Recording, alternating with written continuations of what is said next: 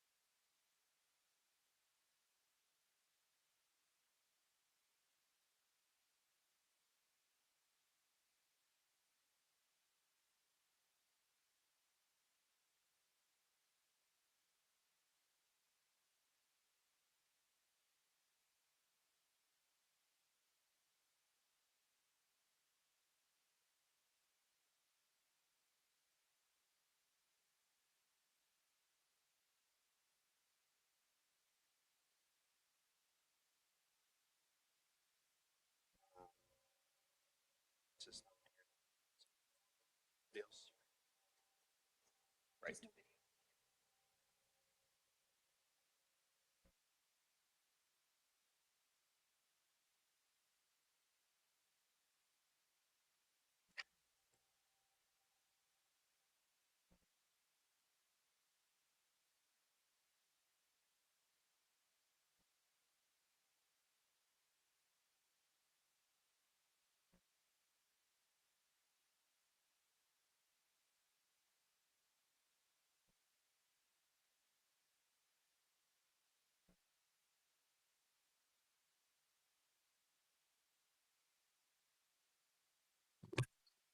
All right, we are live on Rogers TV, on Sioux Today, and on the city's YouTube page.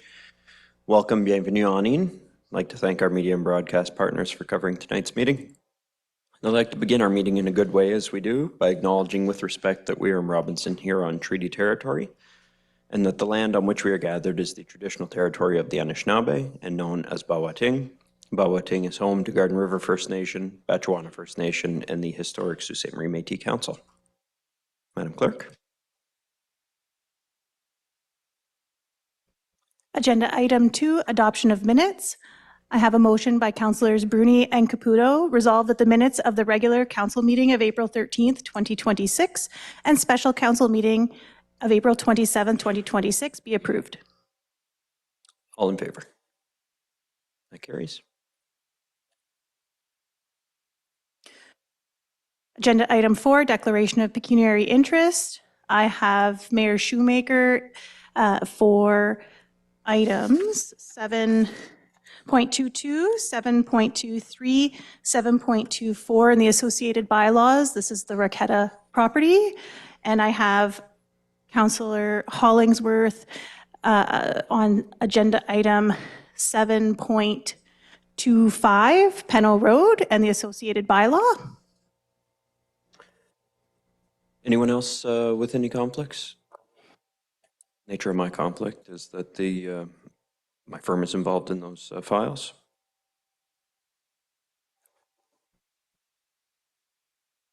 And Councillor Hollingsworth. Sorry. There we go. Thank you. Nature of my conflict is family interests. Thank you. Thank you. And that will bring us to agenda item 7, consent. I will note that on agenda item 7.2, related to the year-end financials, there was an update to the amount transferred to contingency reserve. Yes, and on 7.19, there will, I suspect, to be an amending motion. We can deal with that outside of consent. So, Council, any items on consent? Councillor Zagordo.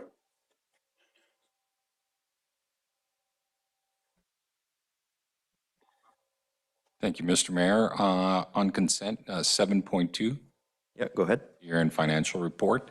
My question is to Ms. Schell. Just on the Police Services Board amount, is that still expected to be paid back to the city? And if not, why? To you, Mr. Mayor, to Councillor Zagordo. In August 11th, 2025, Council approved Resolution 2025-115, and that was an MOU between the City and Sault Ste. Marie Police Services Board. And in that, it specifically states that any surpluses that are incurred by the police services will be applied to repay any deficits that have been incurred from 2024 onwards. So yes, it will be repaid. Okay, thank you. Anyone else on 7.2? I wanted to note that though we are in deficit position, the police service was projecting a $1.8 million deficit at the beginning of last year and was able to bring that down through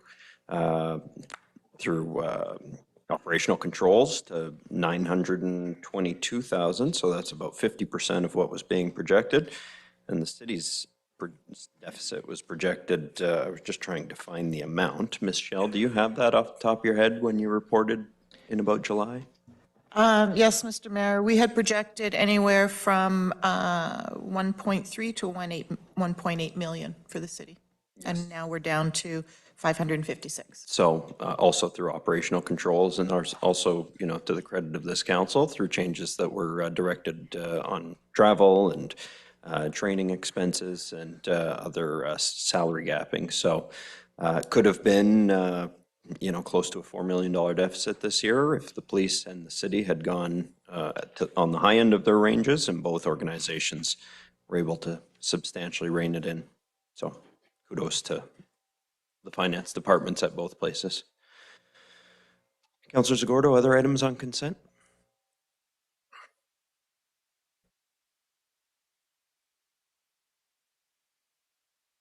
Point 5, and this one is directed at Mr. Bear, but I see that he's not here, so I'm not He's sure. available. Yeah, Mr. Bear's online.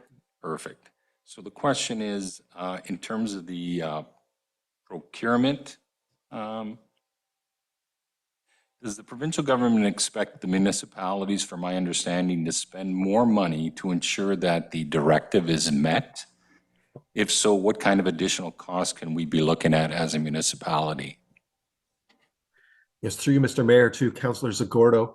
At this time, it's early to say what those costs would be. We are going to monitor the By Ontario Procurement Directive and look at any cost differentials, and then we can report that back to Council. Okay, thank you. Anyone else on 7.5? Okay, seeing none. Councillor Zagordo, other items on consent? No other items on consent. Thank you. Thank you. Any other councillors? Councillor Gardy? And then Councillor Scott.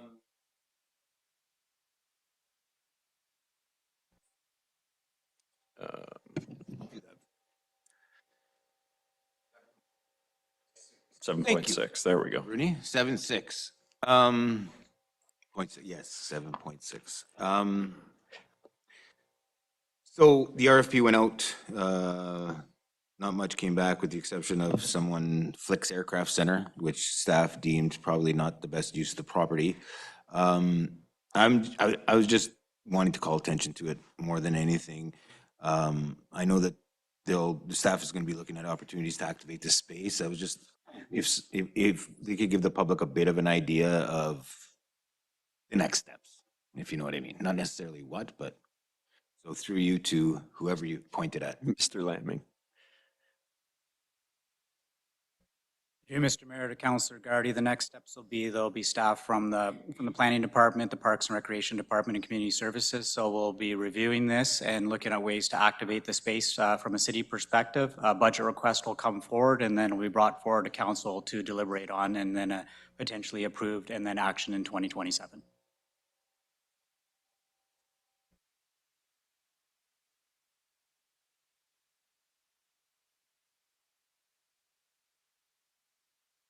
Councillor Scott on 7.6. Thank you, Mr. Mayor. Councillor Gardy did ask one of my questions, but I've got another one. So through you, Mr. Mayor, to Mr. Lamming, did we reach out directly to the former operator of, I forgot who it was that was operating it, and see if there was any interest on their end? Through Mr. Mayor to Councillor Scott, we had over 10 vendors of record that had expressed interest in advance. All those vendors of record were sent the RFP, as we also put it on bids and tender, and then we had followed up with each one. So we advertised it, we followed, and did everything we could. So to answer your question, yes. Perfect. Okay, so thank you for that. And then I guess this next question would be through you, Mr. Mayor, to Ms. Hamilton Beach. Are we good now with like the water and everything? Everything's resolved with that area for the this particular piece of property? Through you, Mr. Mayor, to Councillor Scott, Transport Canada is operating a treatment facility and providing potable water to the campground at this point. So theoretically, it could be operated exactly as it was prior to, you know, however many years ago that it stopped operating as a campground? Through you, Mr. Mayor, to Councillor Scott, I think the answer is theoretically, yes, it could be operated in that manner. Okay, thank you. That's all my questions on this. Thank you, Councillor Scott. Councillor Dufour? Thanks, Mr. Mayor. My question's through you to Mr. Lamming. Mr. Lamming, throughout the RFP process, you spoke about the 10 vendors of record. Were there ever any questions or concerns raised by any vendors that required answering or any staff involvement? Or yeah, you could explain a little bit about that? That'd be great. There were a number of correspondence back and forth through our procurement department through Ms. Marlowe, who's sitting with us this evening. So we do have normal questions back and forth. There was nothing there that we uncovered that prevented anyone from making a submission. Okay. Was there ever any follow-up after the close of the RFP to just find out why there were no submissions related to things like the operation of the trailer park? Through Mr. Mayor to Councilor Dufour, as part of our normal process tonight, if this is approved, we'll do our normal follow-up to find out the reasons why, if there was something to the contrary where council were to say to give us a different direction. So as of tonight, we will follow up with the opponents to find out if there was any potential questions of why they didn't submit. Okay. The next time it comes to council, if we could just have a little more information on what, if any, potential barriers were there to having a trailer park operator take over the site, I'd appreciate that information. Thanks. Thank you, Councillor Dufour. Anyone else on 7.6? Seeing none, Councillor Gardy, other items on consent? 7.7. 7.7, Manzo Park, yes. Yeah, so through you, Mr. Mayor, to whomever on staff would answer the question. Well, let me preface my question by saying I'm excited for the people in the West End to have this opportunity soon, a sensory playground, which, you know, encompasses everyone and very inclusive piece of infrastructure for the West End. Through you, Mr. Mayor, to potentially Miss Maione, of course. Through you, Mr. Mayor, to Miss Maione, when could we see ground broken on the building of this sensory playground? Through you, Mr. Mayor, to Councillor Gardy, we're looking to break ground hopefully this fall. However, it won't be completed until we're hoping 2027. Thank you. Councillor Scott? Thank you, Mr. Mayor. I just want to echo Councillor Gardy's comments first. This is great to see. We're happy to see it somewhere in the city and especially in the West End. So that was actually one of my questions. So 2 for 2, Councillor Gardy. And then another question I had through you, Mr. Mayor, to Ms. Maione. Are there plans to expand to other parks? Provided like when this one's finished and everything goes well, would we be looking at other parks, maybe something more central or East End for the rest of the community? Through you, Mr. Mayor, to Councillor Scott. So this is going to be the main park for sensory accessibility. However, we are adding accessibility features in other parks. So we've just got a swing that we're going to be adding to Bellevue Park. The Kiwanis Park, the former Rosedale Park, that's now Kiwanis, that's going to have some accessibility features added as well in the near future. So we are going to be expanding to make sure that all of our parks are accessible as funds permit. Great, that sounds awesome. And I'm excited.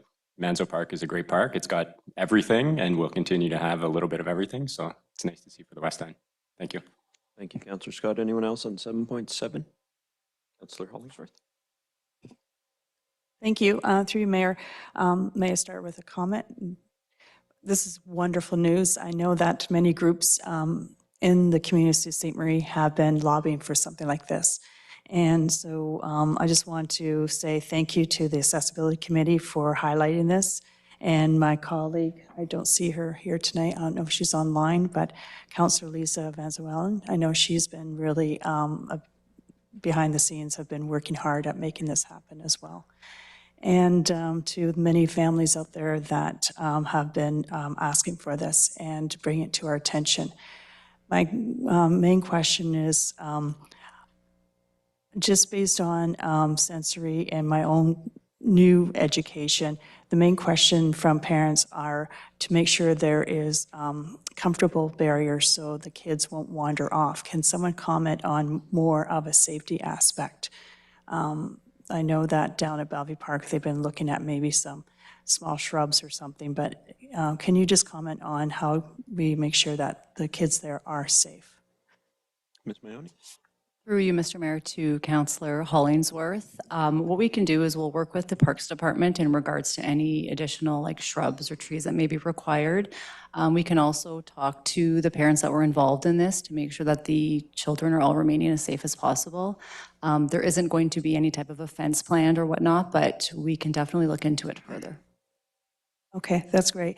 That was just a comment that I have received over the last week from different parents about Bellevue Park. Again, they give kudos to the whole council and to the staff for doing this, but they just want to make sure that safety is always a priority. Thank you, that's all. Thank you, Councillor Hollingsworth. Anyone else on 7.7? Councillor Spina? Is there someone from MIAC here? No, but they have provided feedback. I was going to draw council's attention to that. Lila Turcott from MIAC submitted some written feedback on tonight's council report on item 7.7. So thank you to Lila. Is that all, Councillor Spina? Yes, sorry, I was hoping to hear from Thank you. the council, but that's okay. Okay. Anyone else on 7.7? Okay, Councillor Gardy, other items on consent. Excuse me, yeah, 7.14 funding for foreign direct investment initiative. Yeah, go ahead. So I'm thinking somebody from EDC, no, not EDC. Mr. Van Staveren, yeah. Development. Good news from the province, providing us $500,000 in funding for this initiative. I was just wondering I know it was reported in the media already, but if staff could give a bit of a précis of the funding and their plans, I would appreciate that. I think the public would as well. Like Mr. Turpin? I'll direct it to Mr. Turpin, who's Thank you. report. Welcome to council, Mr. Turpin. Through you, Mr. Mayor, to Councillor Gardy. Yeah, we will be using this funding to develop a plan to further diversify the economy. We really want to use this money to grow the industrial base that we currently have, as well as trying to look at bringing other industries such as critical minerals, processing, defense, and aerospace. As part of the plan, we will be looking to do an asset mapping study, which would be looking at the existing assets that we have and trying to use those competitive advantages to attract. We'd also be performing investment attraction studies, evaluating key international markets to hopefully leverage the city's competitive advantage to help grow in those spaces. The consultant that we'll be hiring will also be identifying key market and partner people that can help with identifying these particular companies and looking at targeted sectors and markets, and also doing outreach to those stakeholders in those companies. We will also use the money to develop promotional material as part of this process, and we would be looking to attend various trade shows and market events as well. Thanks. Through you, Mr. Mayor, to Mr. Turpin, in terms of like a timeline, how long does it take to execute all facets of this initiative, would you say? So the timeline through you, Mr. Mayor, to Councillor Gardy, the timeline that we're proposing is 2 years, and this is also something that we've negotiated with the province of Ontario. We hope to do the main piece of asset mapping within the first 6 to 8 months, followed by the business attraction component, which would be reaching out to companies and engaging stakeholders to really draw on the interest for our community. Okay, thank you. Thank you, Councillor Gardy. Anyone else? Turpin. Councillor Bruni? Thank you, Mr. Mayor. Through you to Mr. Turpin. So we've received the 500,000, or it's part of the process? Through you, Mr. Mayor, to the councillor, we have received the money. We have received it? As part of that, we will, as part of this council meeting, the execution of that agreement will be the result of us getting. Because we're providing the $25,000, or we've already, I don't understand where the $25,000, if you already have the 500,000, and you explain what the $25,000, what you're going to be doing by travel and going to different conferences, et cetera. So I just want clarification. We have the $500,000 now. Okay. Yes, through you, Mr. Mayor, to the councillor, the additional money that we've received $25,000 from the Economic Development Corporation, and they've also recommended the city to also contribute from the city's EDF fund, that those monies would be used towards ineligible expenses such as traveling outside of Ontario. Okay, all right, thank you. Thank you, Mr. Mayor. Thank you, Councillor Bruni. Anyone else on 714? Okay, seeing none. Councillor Gardy, other items on consent? No, I do not. Councillor Scott, you've been covered. Councillor Bruni. Oh, Councillor Gardy has asked all our. All right, Councillor Caputo. 7.16, school zones. I'm hoping to ask a few questions of Ms. McCauley. So I just want to say thank you for the report. I think it is very thorough, and I appreciate the work that you've put into this. I also appreciate where you have stated that we can't make every school zone uniform. Can you just talk a little bit about why that is? Yes, through you, Mr. Mayor, to Councillor Caputo. So school zones occur on all different types of streets: arterial roads, which are high traffic, high speeds, collector roads, and local neighborhood roads. They're on rural cross sections, which means roads with ditches. They're on curbed streets. There are parking restrictions or stopping restrictions that are not consistent through every school zone. There are school crossings, which are the crossing guard locations. Not every school has those. All of these things come with their associated rules and requirements that we have to meet, which is why it's very difficult to have one plan for every school. So I do appreciate the way that you have laid it out, that there are things we can do to make things more uniform. But I do have some questions surrounding the flashers.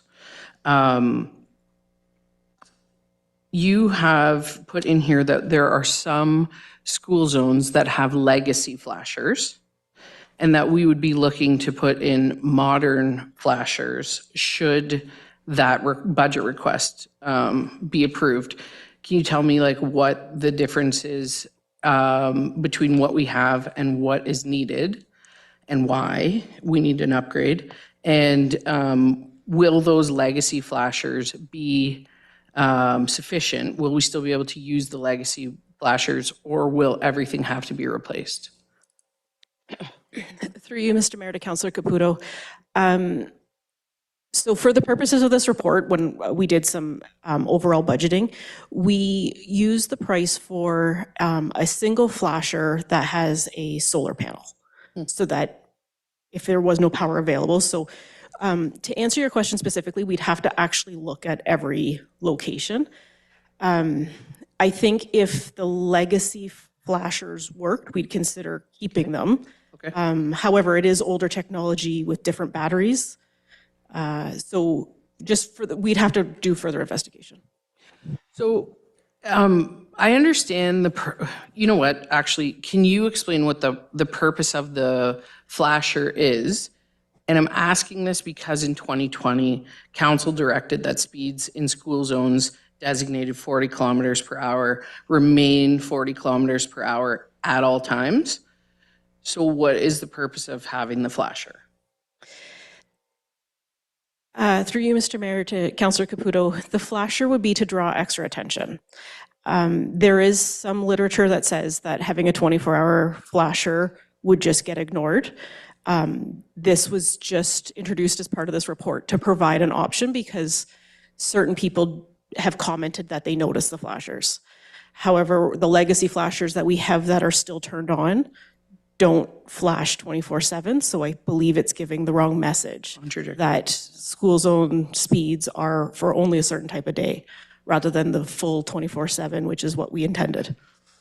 So if the budget request were to be approved next budget year, would the intention be to have the flashers on at every school zone 24 hours a day, or what would the plan be?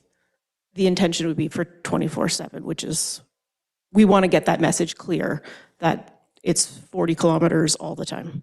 Okay, that's good. I can get behind that. I was worried about sending a contradictory message with only having flashers going during school periods, But if the intention is 24 hours, then I can appreciate that, and hopefully we can make that happen.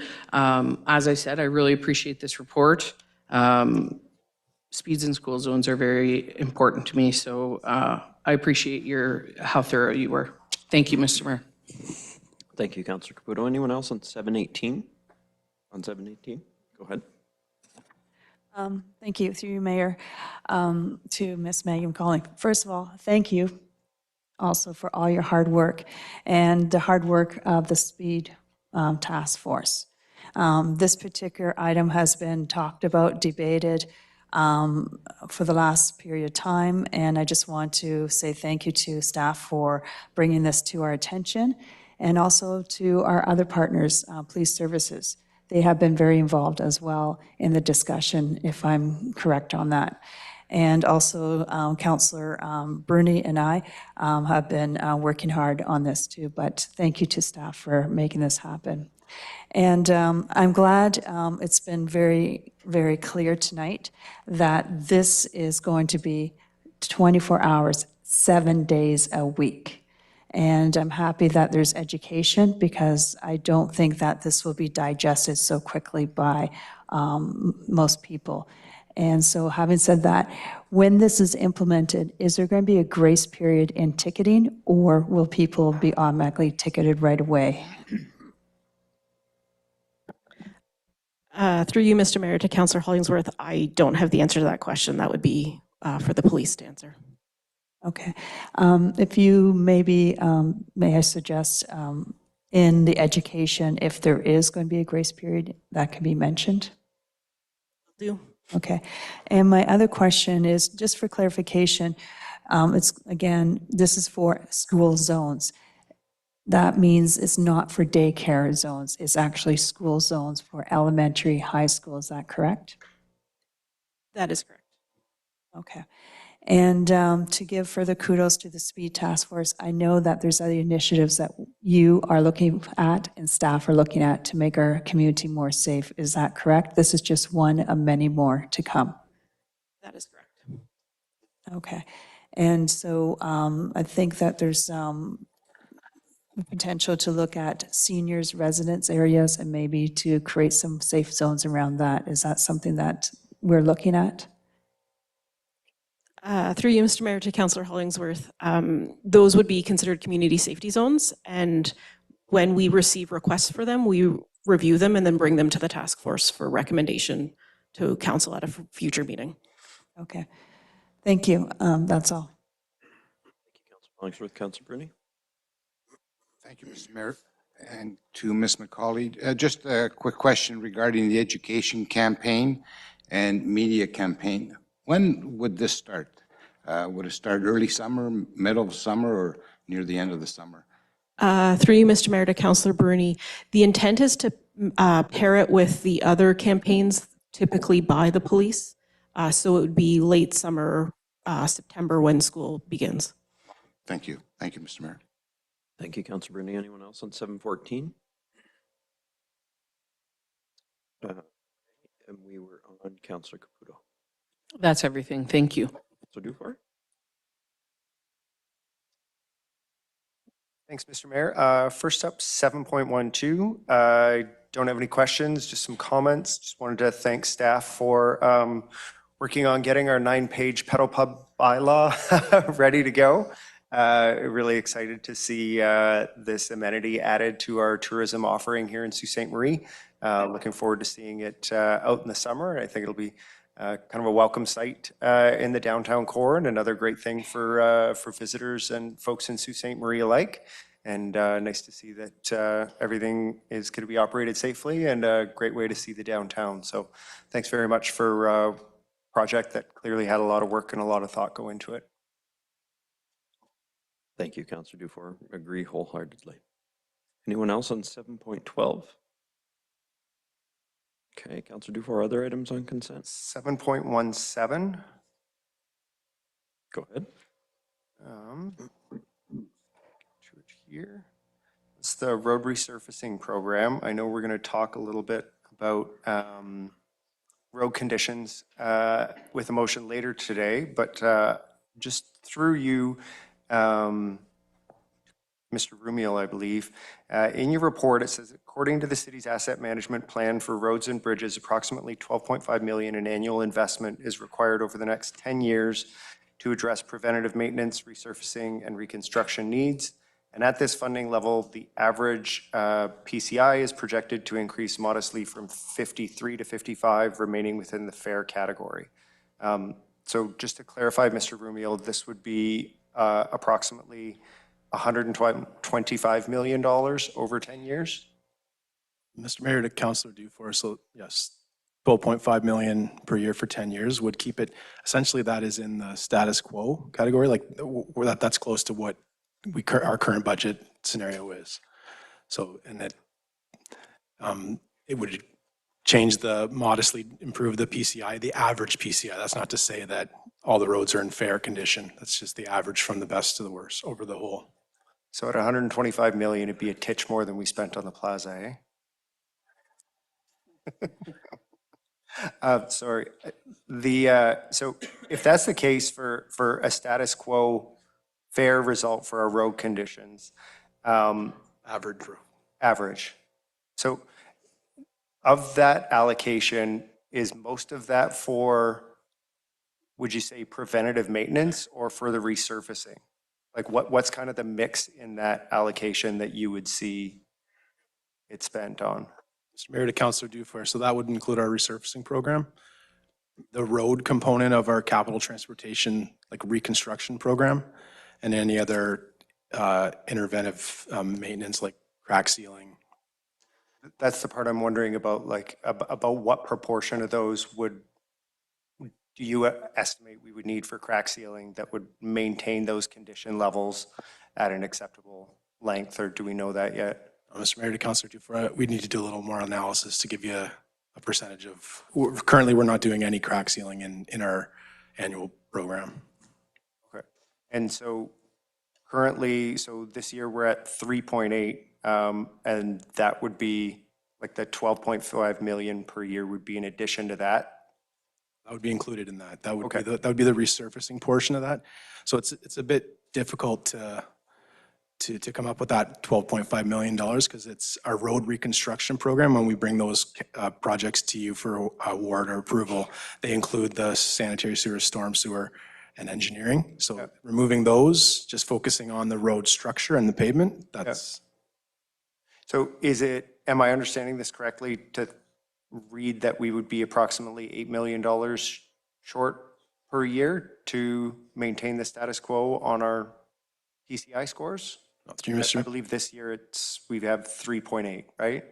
So through you, Mr. Mayor, to Councillor Dufour, that number is the road reconstruction portion, which is much higher, as well as the resurfacing. And there's one other resurfacing program is the Connecting Link program. So that includes the other grants as well. Okay. Maybe a better question to ask, the answer I'm looking for is, what's the current shortfall? Mr. Mayor, to Councillor Dufour, so in the asset management plan, if you were looking at like what to do to get all of our roads to not an average of fair to an actual all our roads fair, I believe the number was 30+ million per year.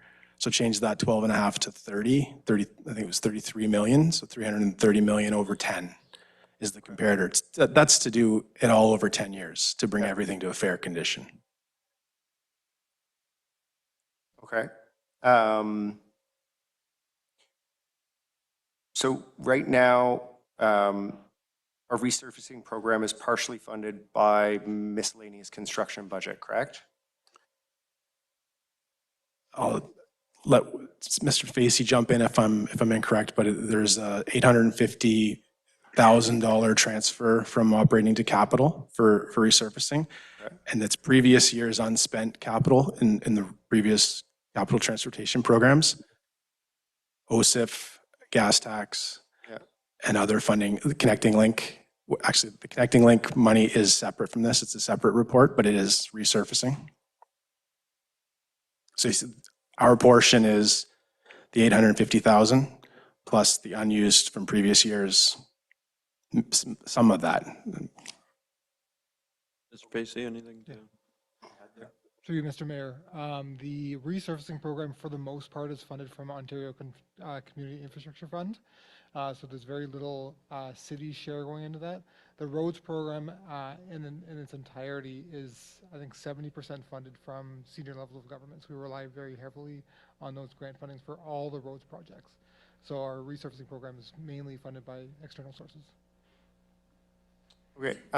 My last question is, in your report, you also talk about in prior years, engineering has requested an additional $500,000 annually to strengthen the resurfacing program.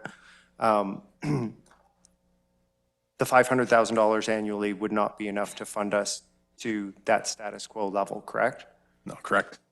And that, so the request, obviously, building on that 500,000, what would be the full request to get us there?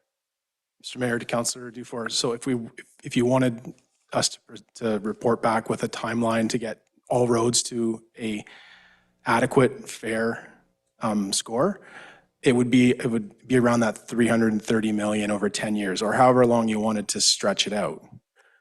I'm more asking about how to, so over 10 years, this one says increase modestly from 53 to 55, remaining within fair. Okay. Is that slightly different than? Mr. Mayor, to Councillor Dufour, so this report speaks to basically what our current funding compared to like how the asset management program deals with that funding model, which is basically our budget model. So we're close to that now. Like we're maybe $1 million under, and depending on the year, we get more from one year to the next, sometimes depending on how much was unspent. But we're close to that's why it's the current budget model. I guess I could have focused on that in the report a little bit more, but the actual, like our real shortfall is that unlimited budget model that brings us up to all roads are at the fair category, in the fair category, which is the higher number, 33 million per year for 10. Okay, thank you. Councillor Spina. Thank you, Mr. Mayor. I had a few questions on this, and I think the first one is probably through you to Mr. Ramil again. Sorry to keep you talking here. Your report, thank you again for the report, indicates that the 500,000 that my colleague spoke about, that's been asked for at council. Do you know how many years you've been asking for that? Or your department? Because I believe this probably predates you. Yeah, Mr. Mayor, to Councillor Spina, yeah, it's been a request through the engineering department for several years. It hasn't always made it to the open council budget deliberations. It's been prioritized and not made it forward. Or certain years I'd have to refer to finance to.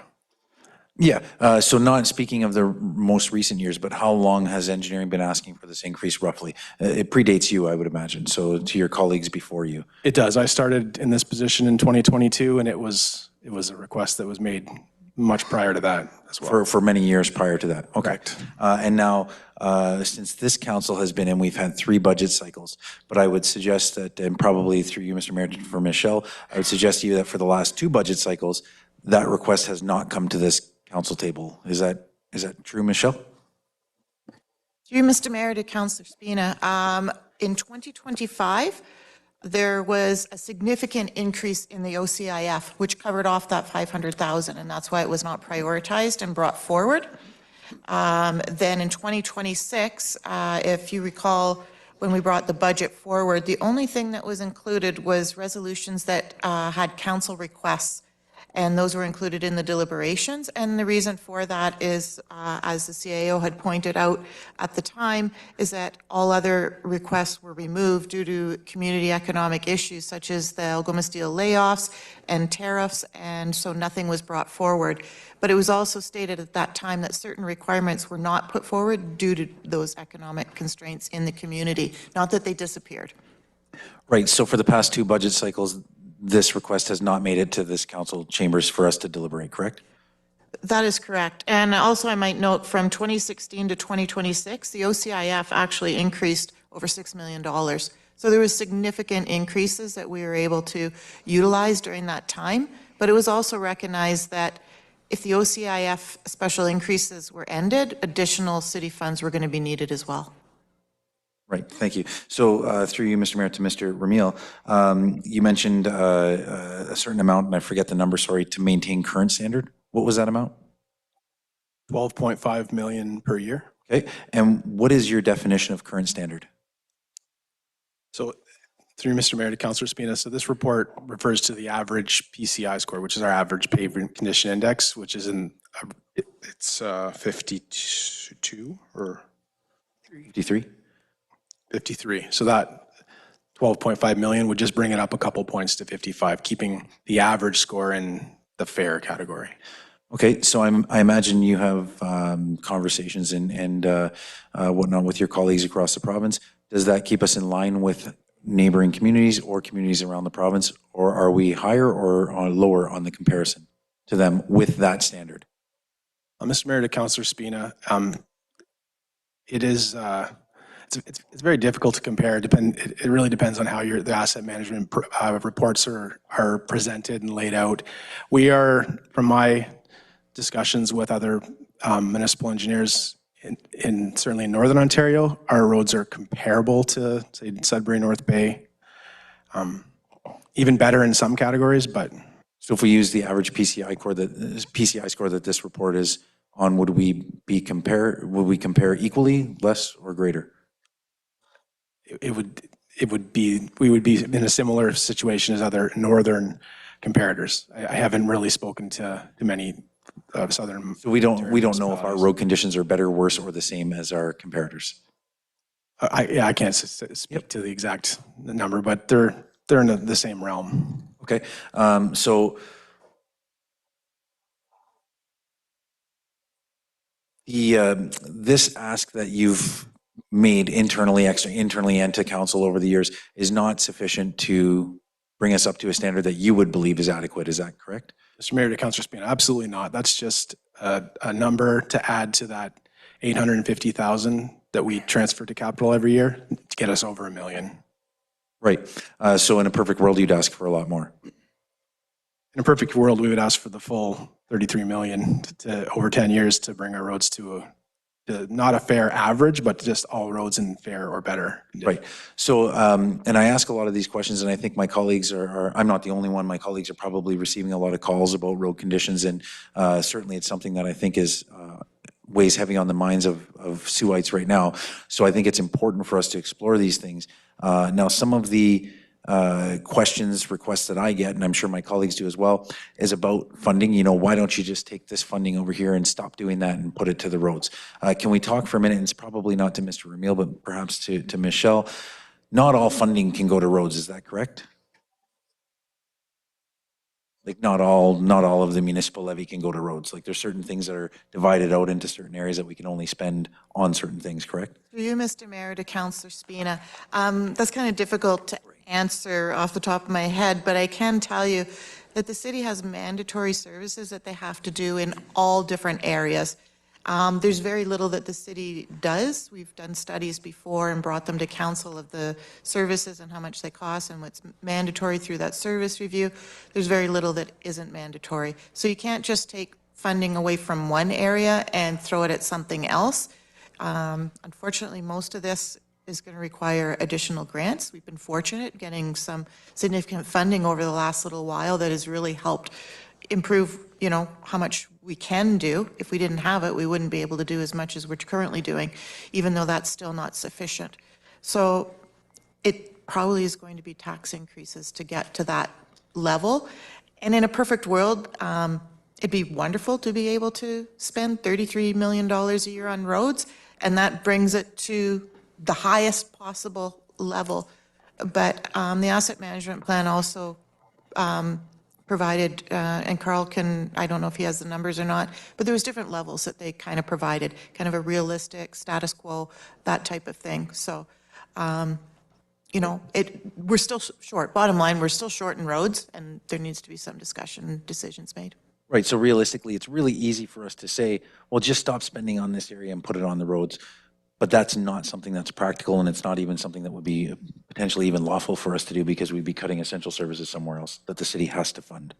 Yeah, as she said. So let's try and, to the degree possible, I know everyone wants to talk about the state of our roads, which are not great. But this is a resurfacing report on these specific roads. So we can talk about what budget allocation is going to them, but not whether or not we should be using other money from other stuff to go to this. That's more of a discussion perhaps on Councilor Caputo's motion for later. Sure, we can discuss that on that part there. I just want to be clear that we're not able to sometimes do that. And I think it's really easy to blame the engineering department or the public works department when in fact they're doing the best with what we give them, is my comment on that. Now, I have some other comments on this, but I think I'm going to save it until we discuss the motion later on. But thank you, Mr. Ramil, Michelle, thank you for your answers to those questions. Nothing further on this right now, Mr. Mayor. Thank you, Councilor Spina. Councilor Gardy? Thanks, Mr. Mayor. I think I forgot what I was going to ask, to be honest.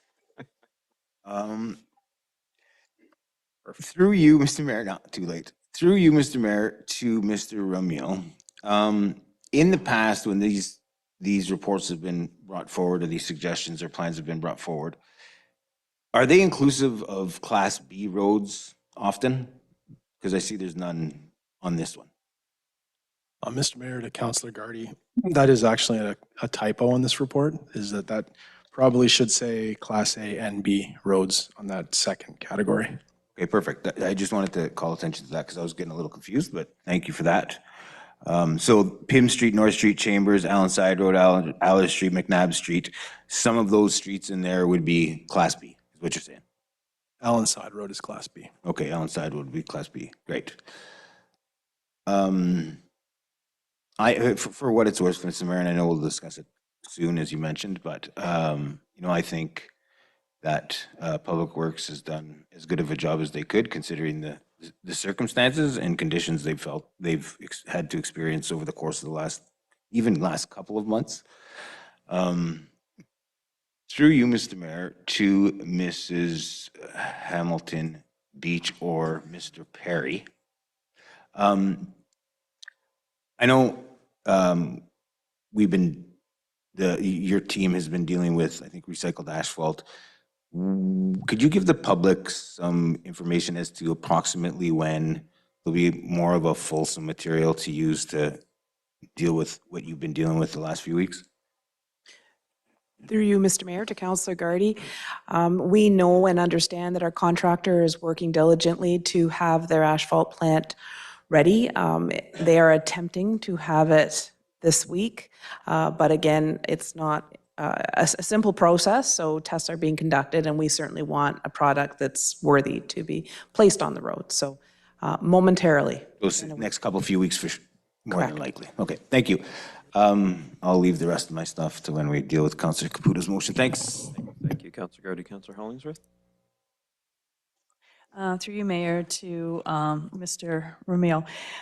Can you just highlight how you arrive at which roads are going to be resurfaced, just to help educate viewers at home and constituents? It's my understanding that basically you and your team almost drive down pretty much every road. But if you can just give us an idea on how you have come to this conclusion on selecting these roads to be resurfaced, please. Mr. Mayor, to Councilor Hollingsworth, so the main tool that we use in evaluating roads is our pavement condition index, which we've received scores through our asset management plans. Every year in the spring, when the frost comes out of the ground and temperatures get warmer, we drive each one of the roads from the list of roads from the previous years that didn't get resurfaced, and through input from our public works staff on maintenance needs. And we also consider bus routes because of the heavier traffic loading, and give a higher consideration to arterial roads that move the larger amounts of traffic. Okay, and I know that constituents and even city councilors will bring to your attention certain roads that seem to be of a concern. I'm under the impression that you do go and look at those concerns as well. Certainly, we do consider council input as well, yes. Okay, and I just want to mention that sometimes you have previous work that is patchwork, like unfortunately a water main may have broke throughout the winter. Is that something that brings a red flag, puts it onto your radar that further work needs to be done? Mr. Mayor, to Councillor Hollingsworth, absolutely. That would be where we would get input from Public Works. That would be a maintenance headache for them, is dealing with settlements from trenches from PUC water main breaks or other utilities. And those ultimately end up getting prioritized higher because that affects the ride of the road as well. Okay. And going back to Councillor Spina's comments about a report, Councillor Bruni and I did request a report, which did come to council on September 6, 2025, outlining exactly the information about the 330 million. And we also did a resolution 2 years ago asking for more money to be put towards the roads, but I won't get into that now. I can get into that when we talk about Councillor Caputo's. So this has been brought to council, and it was done just before budget, a detailed report. Maybe that report can be shared with us again, dusted off and shared with us. Thank you. That's all. Thank you, Councillor Hollingsworth. Councillor Caputo? Oh, thank you. I just, to Mr. Ramil, I want to be clear about some of the questions that Councillor Dufour answered or asked, and maybe I am confused on the answer, but your report says, according to the city's asset management plan for roads and bridges, approximately 12.5 million in annual investment is required over the next 10 years to adjust preventative maintenance, resurfacing, and reconstruction. How much are we investing currently? What is the number currently in what you're saying, the asset management plan for roads and bridges? What is the current number? Mr. Mayor, to Councillor Caputo, I wrote down this year's, and I'm not going to see it, but it is in that, sorry. Total for 2026 investment in roads, adding up all sources, is 12.9 million this year. It's not always that high. It's sometimes, depending on previous years, we might get less for our resurfacing program. Okay, I was just trying to see if there was a shortfall that we needed to address to get to this. So that's all. I appreciate that that answer, and that's all. I just wanted it to be clear. Thank you. Anyone else on this item? Councillor Bruni? Hollingsworth brought it up, but to Mr. Rumio, when there's a water main break, PUC repairs it. Who repairs the road? Is it PUC's responsibility, or does it come back to Public Works? Mr. Mayor, to Councillor Bruni, the PUC would repair the water main trench that they had to cut to make the repair. Depending on the age of the road and the circumstances of the reason for their digging, they may be charged a pavement degradation fee as well. That would be for a newer road that's not been in service, like been recently resurfaced, they may pay an added premium to having to cut that road.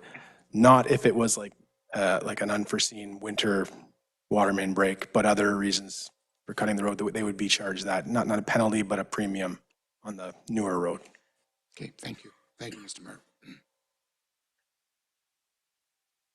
Thank you, Councillor Bruni. Clarification on Councillor Caputo's question, which 7 does clarification from Councillor Dufour's question. So this year we got 12.9 going into total capital resurfacing and reconstruction. The report mentions getting to 12.5 to keep it at generally a fair condition. But does that envision an increase of like 8 or 9 million from the 3 million that you've got in here as this year's resurfacing, or is it that we're already there with the 12.5 that you said was the answer to Councillor Caputo's question? Mr. Mayor, we're there right now because of some significant investments in housing enabling for People's Road, Sackville Road. We don't always get connecting link, so that adds up. I really probably would have reworded that paragraph. I've foreseen this. and made a different comparison, but So not factoring in those kind of anomaly grants, where do we hit on average? Through Mr. Mayor, I would have to go back in previous years and add up all of the, like, I just haven't done that, dissected the transportation, the reconstruction projects going back. But I would say we're likely usually within $2 to $3 million of that. Like this year, you'll see we're a little bit higher than that 12.5 number to maintain. That's why they call it, that's the budget scenario in the asset management plan. That's considering what we normally spend. Okay, so sounds like on average, we might be somewhere in the $9 or $10 million range. So we're, you know, on average, perhaps $3 million short. That's fair. Okay. All right. Thank you. Who were we on? Councilor Dufour. Other items on consent? No. Councilor Spina is not here. Councilor Hollingsworth, items on consent? Yes, item 7.16, leveraging empty retail space. Yes. I'm just going to pull that up. Questions on this? Thank you. Happy to see this, and I just want some clarification. I read this, if I read this correctly, we are going to be promoting, it sounds like, downtown events and tourist activities, is that correct? But the arts seems to have their own way of communicating art events. So arts is going to basically be responsible for their own promotion. Through you, Mr. Mayor, to Councillor Hollingsworth. You're correct. The intent is to, utilize the spaces for tourism, any historic sites, downtown events, because there is a lot of promotion through Vivid Fest and whatnot. However, it's not out of the question, right? So we will be considering everything that would be applicable to downtown. So it's not black and white. It's definitely open to other areas as well. Okay. And hypothetically, if there's a school group, for example, that might be interested in displaying some artwork, because I know in the past when we did this pilot project, we did have a few school groups that wanted their art to be displayed. Would that be possible? Would you be open to that? Through you, Mr. Mayor, to Councillor Hollingsworth. I think that's something that we could definitely bring to the downtown committee and discuss. It would be nice to be open to different ideas as well. Okay. For example, there's a school group that in the past did artwork on what you can do in Sault Ste. Marie in the summertime that's directed towards kids. And so it's promoting tourism and it's getting children involved as well. Would you be inclined to possibly pursue that? Through you, Mr. Mayor, to Councillor Hollingsworth. It's something that we would definitely bring forward and see if we can work with downtown committee, corporate communications to make sure it fits within what we're looking to do, but we would be open to it. Okay. Again, looking forward to seeing this up and running. And I guess when are you hoping to have this in place, knowing that there's a lot on your plate? Through you, Mr. Mayor, to Councillor Hollingsworth. Pending approval, we can start working at it right away. Okay. Thank you. And will you also be promoting other merchants in the empty windows like they do in malls? Through you, Mr. Mayor, to Councillor Hollingsworth. In regards to doing promotion or advertising of other merchants in the area, we had discussed, trying to do something that would benefit everybody within the area. So specific businesses wasn't something that came up, but we could be open to, whether it's including events that they have or whatnot to try and make, something that's more beneficial to everybody. Okay. For example, if like Mother's Day is coming up, you can have a display of Mother's Day's ideas and as a theme, just a thought, or another theme in the future of Thanksgiving or whatnot. Otherwise, good work, and thank you for bringing this to our attention as in some of these great ideas. I'm looking forward to it. Thank you. Thank you, Councillor Hollingsworth. Anyone else on 7.16? Councillor Caputo? Thank you, Mr. Mayor. When I read this report, something that stood out to me was the initial survey of the downtown showed that only 4.9% of properties were found to be vacant. That, to me, I mean, obviously we'd like to be at zero, but this is not a terrible number. I do wonder, though, if Ms. Maioni could answer, what was the parameters of what we considered downtown for the purposes of this report? Through you, Mr. Mayor, to Councillor Caputo, they consider downtown the area, the main traditional DTA area. So I believe it was, and correct me if I'm wrong, Mr. Laming may know this, but all the way, we went to Gore, all the way to Gore, and I believe it was from East Street. Okay, great.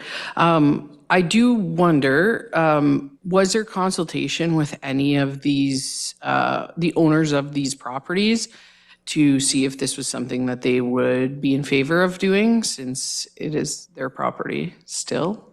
There was a little bit of engagement with some of the owners of the area, and there was some interest in it. Okay, great. Awesome. Well, I look forward to seeing it, and hopefully we can get some of these vacant buildings filled. Thank you. Thank you, Councillor Caputo. Anyone else on 716? Okay, Councillor Hollingsworth, other items on consent? No, thank you. Councillor Spina, items on consent? No, we've touched them all. Thank you. Okay, thank you. Madam Clerk?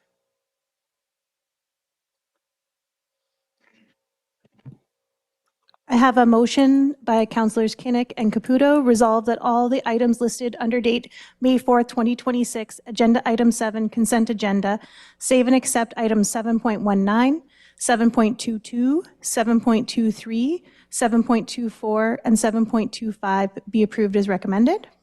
All in favor? That carries.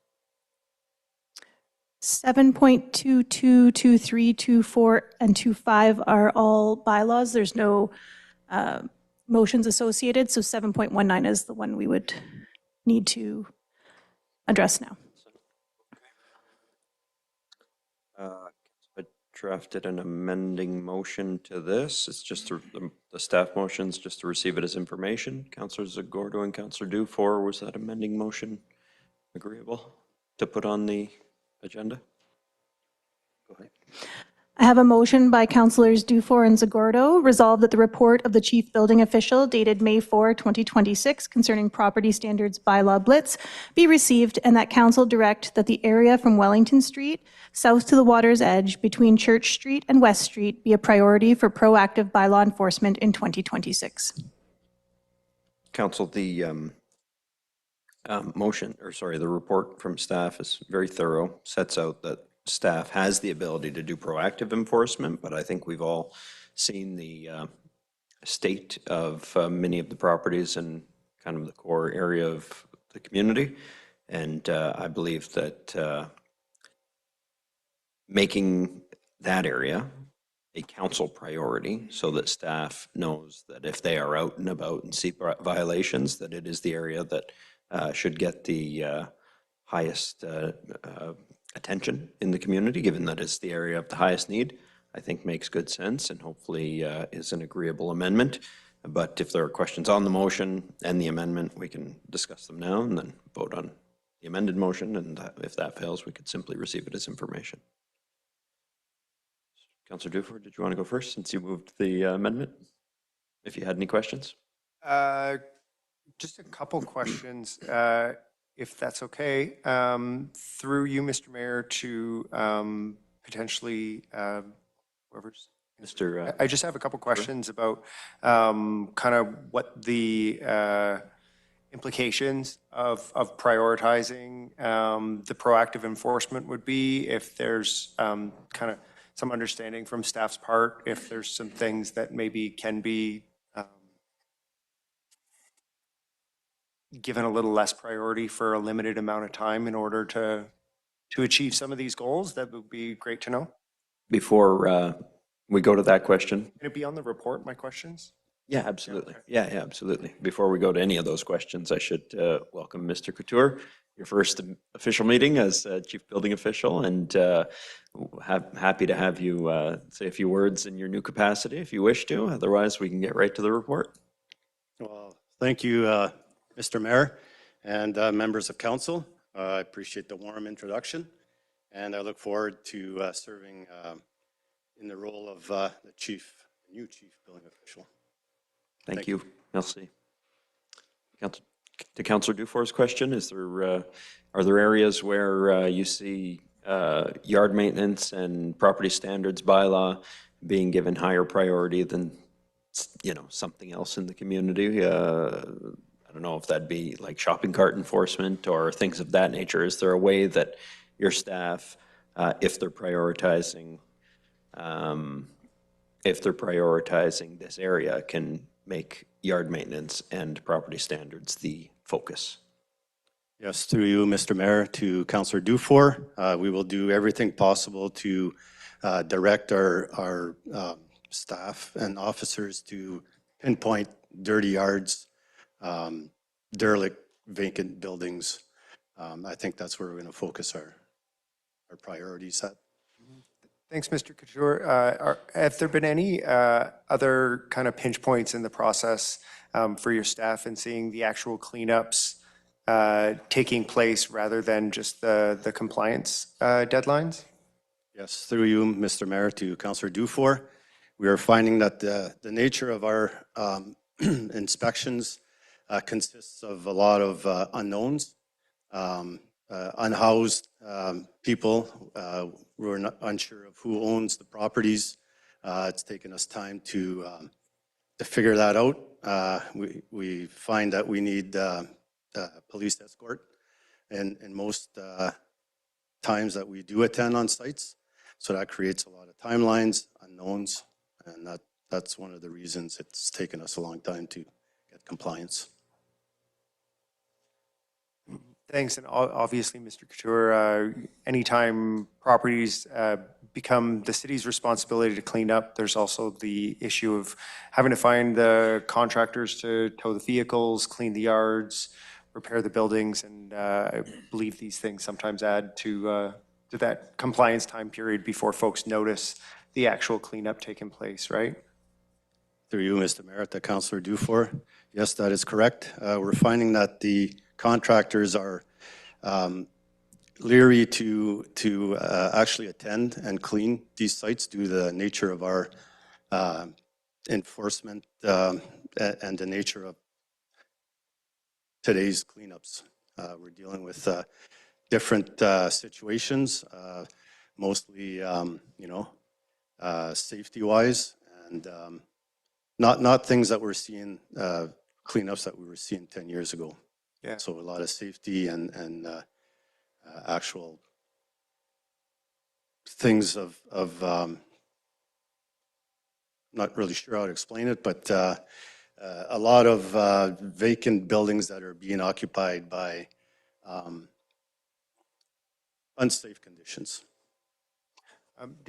Last question here, Mr. Couture, does your department have a dedicated resource or a specific staff sergeant at Sault Ste. Marie Police Services that is kind of familiar with some of your policies, operations, and things like that, and can help to streamline resources when they're needed?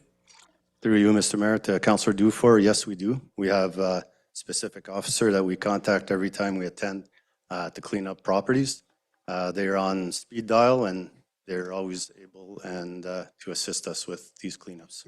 Great. Well, thank you very much for the thorough report and for the blitz that did take place. I know folks really appreciate it, and I myself have noticed a lot of cleanups getting started, and it makes a real difference to the community. So thank you very much.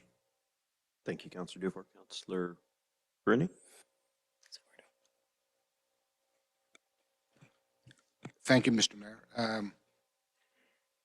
I guess it's more of a comment regarding the building division will initiate a small blitz in specific areas, Pym Street and Pilgrim Street, Wellington Street. There's other areas in our city that we should be doing I just don't understand why this resolution is specifically for a certain area, and why can't it be citywide? Well, since I drafted the motion, I think I can answer that. The motion from last council meeting asked for that specific area. The majority of the complaints I think that we've gotten by email and by phone, by outreach, have been from that area.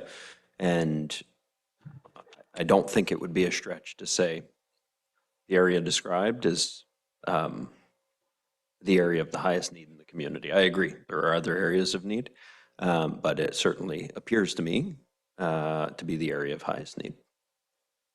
I won't disagree. First of all, I say the bylaw officers have been prompt when we message the building department to go and visit certain sites, certain homes, yards. But I would prefer it if this was more of a city.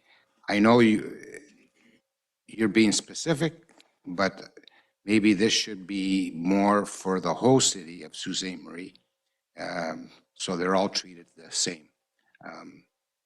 Because you can go down Wellington Street away from this area and you have houses that are in very bad state, yards are in bad state, etc. So I'm hoping maybe the mayor might change and make it a citywide blitz instead of just a specific area.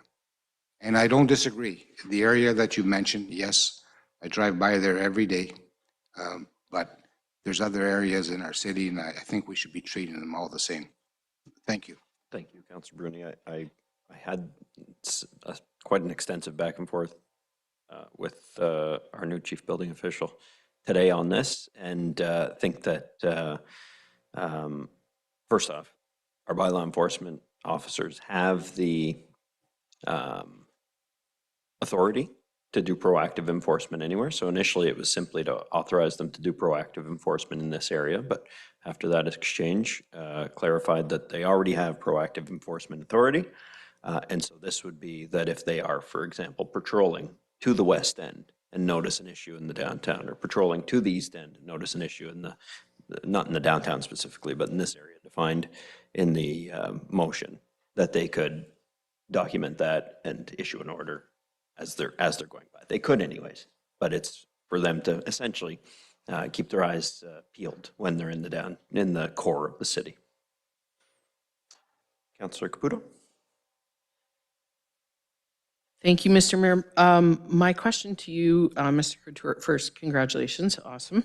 But my question to you is the fine increases and the shortened timeline, is that only going to be in the downtown? Is that specific to the blitz, or are we increasing fines and shortening timelines across the city? Through you, Mr. Mayor, to Councillor Caputo, it is across the city, not just specifically to the blitz. That's great.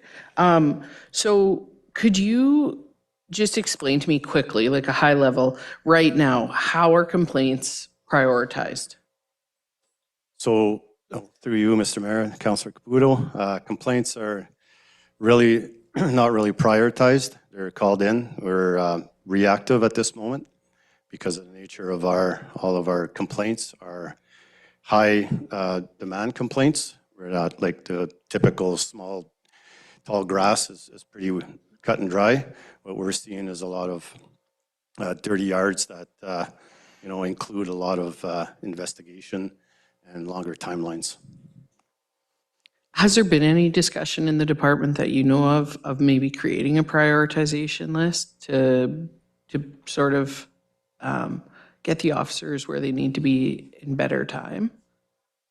Through you, Mayor, to Councillor Caputo, the inspections, maybe I misspoke, the inspections are always prioritized. They're always, officers are initiated the day after the complaint, and all complaints are being taken care of in the same timeline. Okay, but there's no like severity of complaint based on like what it is? Are you saying like if someone calls about tall grass and someone calls about like a structure that they feel may fall down, does the structure that may fall down and injure someone take priority over the tall grass? Through you, Mr. Mayor, to Councillor Caputo, yes, absolutely. Okay, awesome. So I'd just like to say I'll offer my comment. I think that focusing the blitz in the area that you have identified, Mr. Mayor, I think is the right thing to do right now.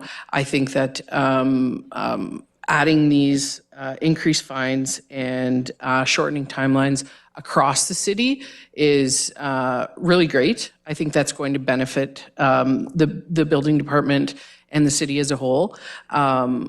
I do think in years to come, any of us who are sitting around this council table should remember this conversation, and perhaps we may be looking at expanding the bylaw department to include a few more officers. I believe right now we're at 5, if I'm correct. Through you, Mr. Mayor, to Councillor Caputo, we're at 4. And we're 4. Actually, will be 3 next week. 3. Okay, so I think that's something that's really important for the public and for council to recognize. This is a big city. There are a lot of properties that need to be inspected, and I think we need to be realistic and considerate of the few officers that we do have, and perhaps this can be something that we can look into in the future to expand to better meet the needs of what we're seeing today. Thank you very much. Thank you, Councillor Caputo. Councillor Zagordo. Thank you, Mr. Mayor. Just a quick question through you to Mr. Couture. Can you just really briefly explain the process when a concern or complaint or something that you've discovered in the community that needs cleanup or repair, what the process is? Like, are warnings given first? Is there an immediate fine? Is there contact? And at what point does the city intervene? Through you, Mr. Mayor, Councillor Zagordo. Yes, so the process is we get a complaint processed through the phone. We take that complaint. The officer is initiated within a day. That complaint attends the site. If the site is in non-compliance, an order is issued, given the timelines associated with the bylaw. Those timelines are not met. They're then sent to a tendering process, and after the 5-day tendering process, the process is awarded, and the contractor has 5 days to complete the work. Okay, that answers my question. Thank you. Councillor Zagordo, Councillor Hollingsworth. Thank you. Through you, Mayor, to Mr. Francois Carjo. Can you give us some examples of what a dirty yard is? I mean, some of us know that it could be garbage. We talk about long grass. We talk about cars. Could you give us some more examples that would consider to be a dirty yard, please? Yes, through you, Mr. Mayor, to Councillor Hollingsworth. Dirty yard can consist of untidiness, stacks of wood, dilapidated fencing, derelict vehicles. Okay. And garbage? Yes, garbage. Okay.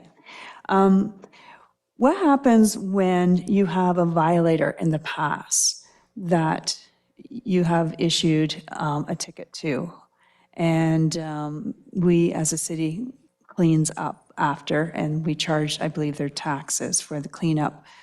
Do they stay on a list, and are they continuing to be monitored, or once that yard's cleaned up, we just wipe our hands and just move on? Do we keep monitoring for a period of time, like a year after or so? Through you, Mr. Mayor, to Councillor Hollingsworth, we do not, once the order is satisfied, we do not reattend or do proactiveness to that complaint. Okay. It'd be interesting to see if that same person violates again, if there's like a trend that's repetitive. Another question, I do appreciate the focus with regards to the amendment in the downtown area. But speaking from my own experience, I have noticed that the dirty yard calls I've been receiving have increased dramatically all throughout the city, not just my ward, all throughout the city. I hate to say it, but there are empty houses that are used for uncomfortable business around the community, such as drugs, and they tend to be having the dirty yards. Having said that, do you think that, in your professional opinion, that we should start tracking those that have been violated, have done a violation, and go back in a year's time to see if they're still in compliance? Through you, Mr. Mayor, to Councillor Hollingsworth. Yes, those are, to us, are considered the vacant buildings, and we do have a bylaw for those. Most of those buildings are deemed vacant, and we continuously re-inspect those properties. Okay, I guess my question wasn't clear enough. So the person has received a ticket for a fine for a dirty yard. Do you think, in your professional opinion, that they should be put on a monitored list so that the following year they're automatically reviewed to make sure that their dirty yard is still going to be clean? Through you, Mr. Mayor, to Councillor Hollingsworth, I think, yes, a list would be great to have in order for us to, be proactive. Okay. So having said that, it sounds like that when you came to a conclusion that we should focus on Pym Street, Wellington, and West, was that your professional opinion based on past track record? How did we come up to this conclusion that this area should be the focus? What data did you use? Through you, Mr. Mayor, to Councillor Hollingsworth, the data we used was the traffic we got from that specific area within the last few months. Okay, last few months, but you haven't taken consideration the rest of the city for the last few months or the last 2 years? Through you, Mr. Mayor, to Councillor Hollingsworth, yes. Known properties that we continuously get conflicts with, we immediately take care of those issues. Okay. Okay, thank you. I just feel that strongly that this is happening all throughout the city, and we have a lot of bush areas that also are lots of dirty. They're close to people's homes. This is not just an isolated area, it's all throughout the city, right up to Great Northern Road, behind businesses, and I just feel strongly that it's a great blitz. Totally support what my colleagues are doing, but I think that we need to give this, the whole city, a full attention. Thank you. Councillor Kinnick? Thank you, Mr. Mayor. Through you to Mr. Couture, I just have a question to expand on what Councillor Hollingsworth was asking there, was on repeat offenders. So in the past, I've had issues with properties that were repeat offenders. Once the issue was resolved, where the city came and did the cleanup, within a week or two, the same property was in violation again. And I can appreciate the blitz and the reasoning behind it, but is there anything we have where the process of the complaint in the second time on the offender is being sped up? Or do we have to start from like the beginning again with the process, issue the violation, wait the allotted time, and then they have the time to clean up, and then the city steps in? Could you just expand on that?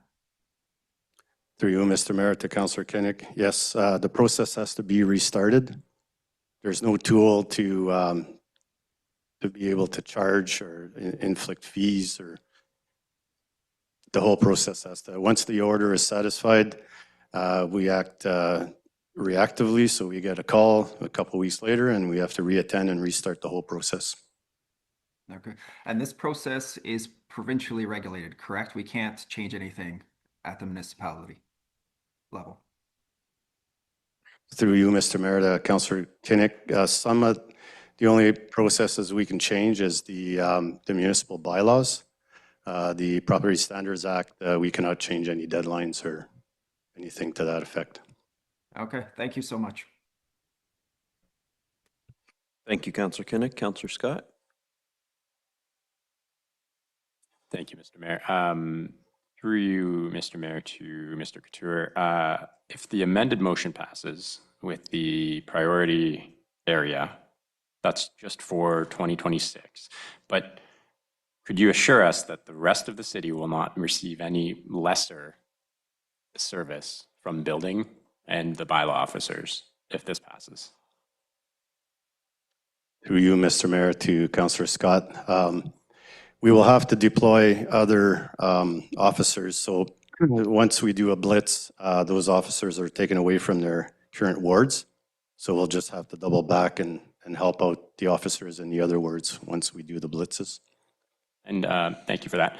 And then I think this might be directed to you, Mr. Mayor, just because I'm curious about this. So if the amended motion were to fail, we're still going to implement everything else though, right? Like that's still, there just won't be a specific area, but there'll still be the changes and such that were outlined? Yes, that was passed under 7.26 under consent. The changes to the yard maintenance bylaw were already passed. Okay, so the amended motion is strictly just setting a priority area for 2026? Okay. All right, I think that I agree with what Councillor Bruni was pointing out, and then what Councillor Hollingsworth has also mentioned, that something odd, I get it, like it is a priority area, but we all have areas that we would argue are prioritized or a priority in all of our wards, and it just becomes a little bit strange to dictate that. So I don't know that I will support the amending motion just because I don't know that I feel comfortable enough with it, especially having to pull people from other wards. So yeah, that is everything. Thank you. Thank you, Councillor Scott. Councillor Gardy? Through you, Mr. Mayor, to Monsieur Couture. Mr. Couture, we still have an integrated municipal enforcement team, yes? Through you, Mr. Mayor, to Councillor Gardy, yes, we do. Okay. In terms of like how formal of an arrangement is it? Does that team have to be kind of assembled on a case-by-case basis if a property that is going to be inspected is deemed to need the intervention of the 2 or 3 agencies involved? Through you, Mr. Mayor, to Councillor Gardy, yes, that is correct. Depending on the severity of the situation.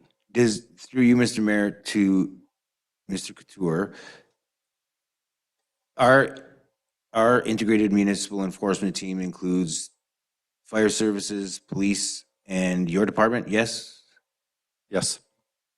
Through you, Mr. Mayor, to Mr. Couture, is Algoma Public Health a part of the integrated municipal enforcement team?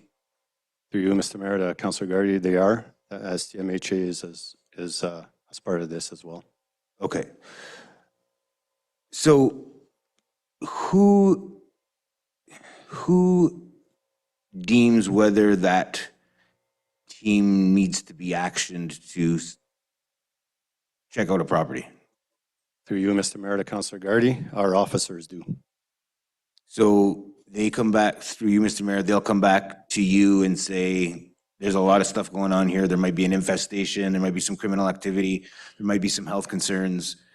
And then you call your counterparts at those agencies, convene a meeting and go, or just, how do you settle on whether or not it is indeed something for IMET?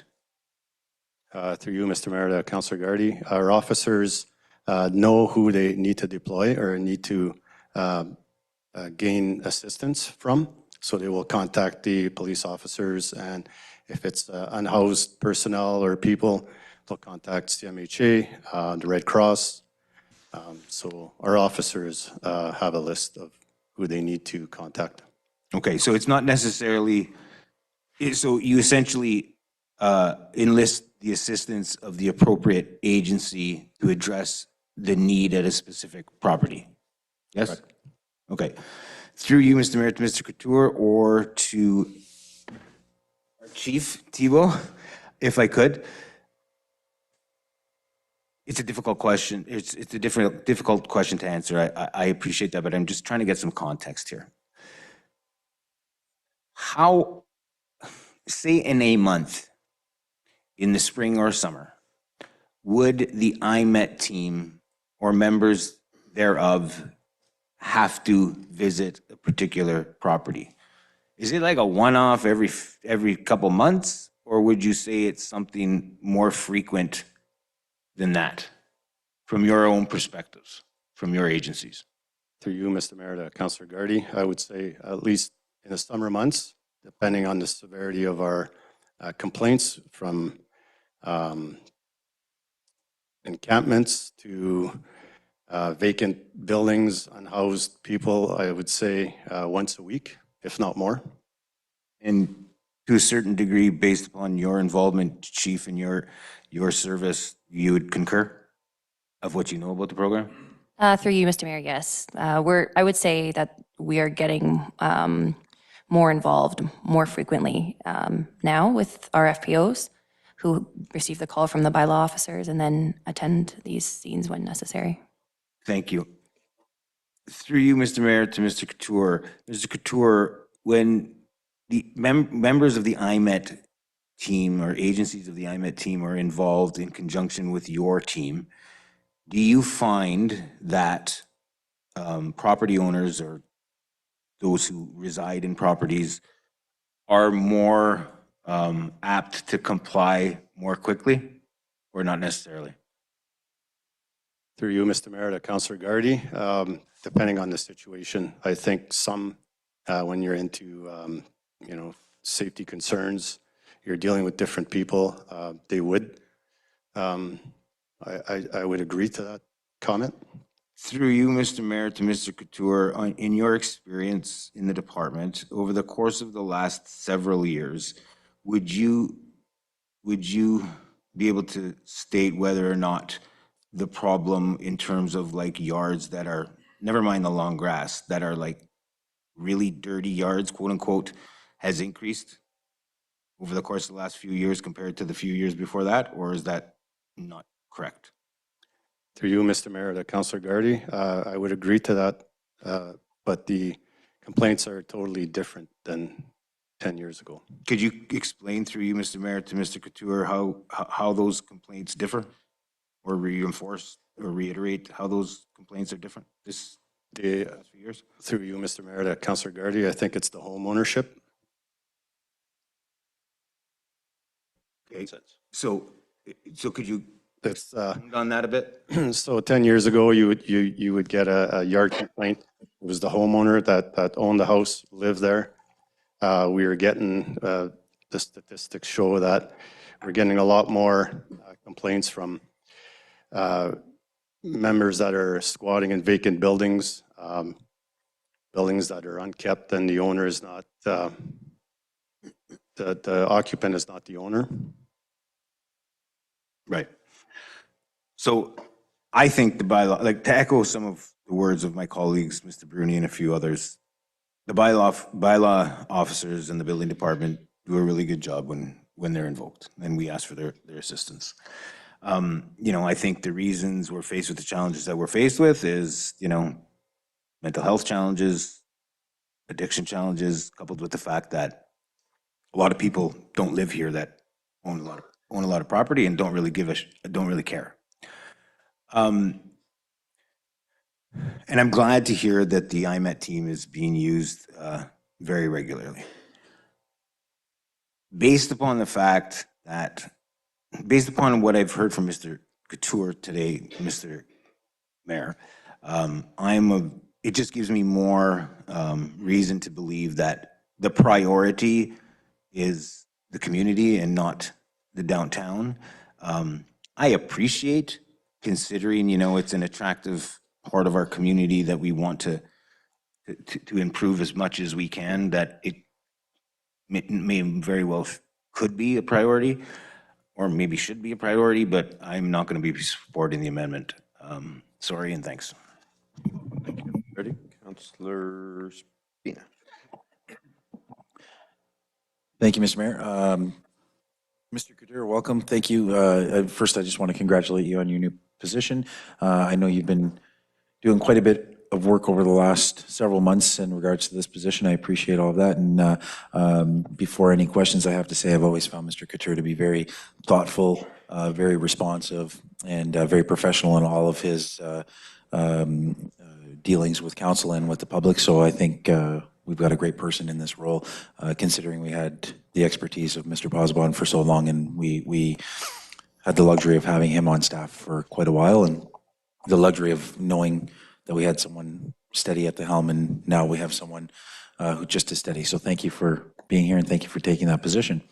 Is it fair to say, if council gives some kind of direction to do any kind of enforcement throughout the city, let's say it was the city as a whole, you and your department, would you not set priorities anyway? You wouldn't just go shotgun blast across the city. You would probably set priority targets and then attack those targets as you see fit. Is that fair to say? Through you, Mr. Mayor, Councillor Spina, that's correct. Perfect. So, okay, so we would see priorities coming out of your office, regardless of what we would do here today. You would set priorities within your office with your staff and attack those priorities. Correct. Okay, thank you very much. That's the only questions I had. Thank you, Councillor Spina. I don't think there are any other councillors, so I will just say for my part that the report makes clear that the bylaw department doesn't have enough resources for what the demand is. So the whole city can be the priority, but if that's the case, then no area is going to get the attention that it needs. It's going to be stretched thin across the entire city. And so if we vote this down and just pass the report as information, then I think that is what will happen. And the status quo will remain. I don't accept the status quo. I think it is a deplorable state of property standards in the core of our city. I think you can point to areas in the city where there are point to other areas in the city where there are problems, but try driving down 4 or 5 streets in the downtown without picking out a handful of houses on each street that have a problem. And so I think that not focusing on the area that has the most problem, if we had evidence, for example, that houses on a certain street in town were catching on fire more frequently than other areas of town, we would probably have the fire department stationed in that area for a while. And so this is the same thing. Having the resources that we have, focus on a certain area is makes the most sense because it's where the demand is. So if we turn that down and the state of repair of those downtown yards is going to remain status quo, then I think that you can't continue doing the same thing and expect a different result, and that's what we'll do if we turn this down. So with that, I think that everyone's had the opportunity to speak. I'd like to know, how long is this blitz? For 2026, the report. For the full year? Well, we're more than a quarter through the year, but the balance of the year. So we couldn't maybe make an amendment that there's a blitz for this specific area, and maybe next month we can go to another area? A rotating blitz? We certainly could do that. This way, hopefully the whole city can be incorporated eventually. I think if there is a proven need for it to be amended, we could ask staff to bring that back to us before the end of the year. But I don't see, given the timelines that are in the bylaw and the difficulties enforcing, that we'll have the ability to do that probably before the snow falls again, unfortunately. So with that, we can vote on the motion that is before us. All in favor? Sorry. Okay, opposed? 4. That carries. Councillor Bruni, you were opposed. Okay. So I have Councillor Caputo, Councillor Dufour, Councillor Zagordo, Councillor Kinnick, Councillor Spina, and Mayor Shoemaker in the affirmative. And Councillor Gardy, Councillor Bruni, Councillor Scott, and Councillor Hollingsworth opposed. There we go. Okay. Brings us back to roads we're talking about. Lucky us. Under agenda item 9.1, road rehabilitation strategy, I have a motion by Councilors Caputo and Spina. Whereas Sault Ste. Marie experiences harsh winter conditions and frequent freeze-thaw cycles that accelerate pavement deterioration and contribute to significant pothole formation, particularly during the spring thaw.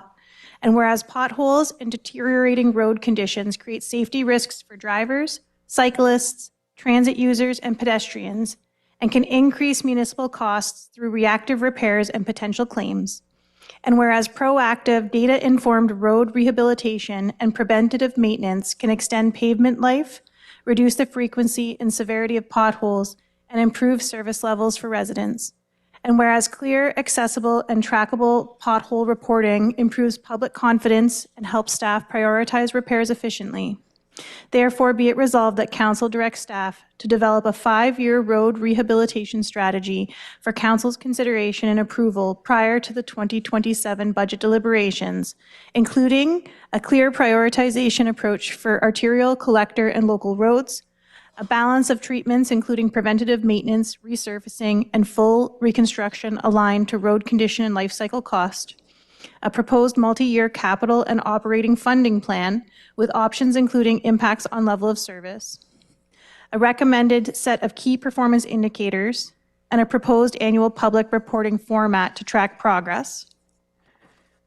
Further, be it resolved that Council directs staff to establish a formal spring thaw road response protocol for Council consideration and approval to be implemented annually that includes pre-season planning and readiness, defined triggers for activation, a prioritization framework for pothole response on major routes, community safety zones, and school zones, and communication procedures for public updates during peak pothole season.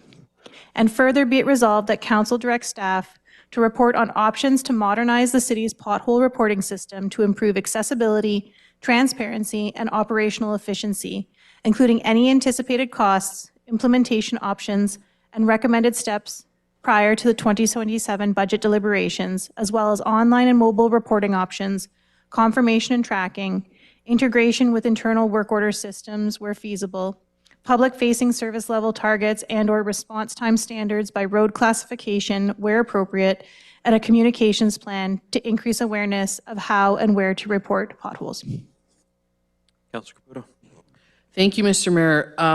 Tonight, I'm speaking in support of this motion, but I want to be clear first about my intent. This motion is not meant as a criticism of staff. It's not a gotcha. This is a motion to help council get the information we need to make responsible decisions, to give staff clearer tools and direction to deliver measurable results, and to improve how we communicate transparently with the public about what's being done, what's not possible yet, and why. First, I want to acknowledge the work our staff are already doing. Keeping the roads safe in a Northern Ontario climate is no small feat. We deal with harsh winters, freeze-thaw cycles, heavy traffic in key corridors, and infrastructure that has been aging for quite some time. Staff have also been asking for more road funding for years.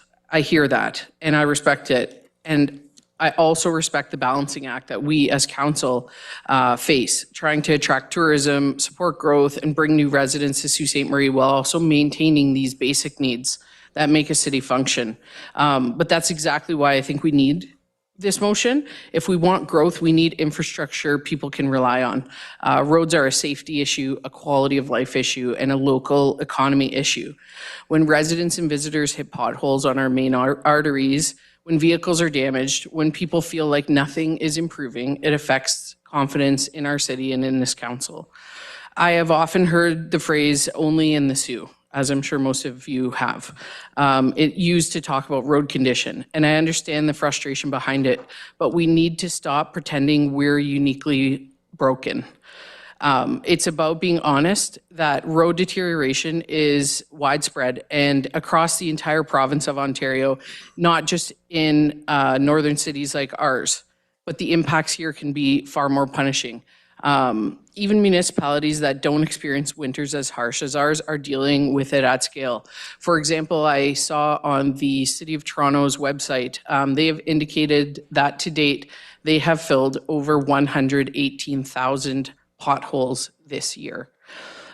We are not even the only northern city dealing with this. Municipalities like Greater Sudbury have started making major investments in roads, and they're doing it with a clear plan and a clear message. And while I'm not suggesting we copy and paste another city's approach, I am saying we should be honest that the bar is rising and that residents do expect us to meet it.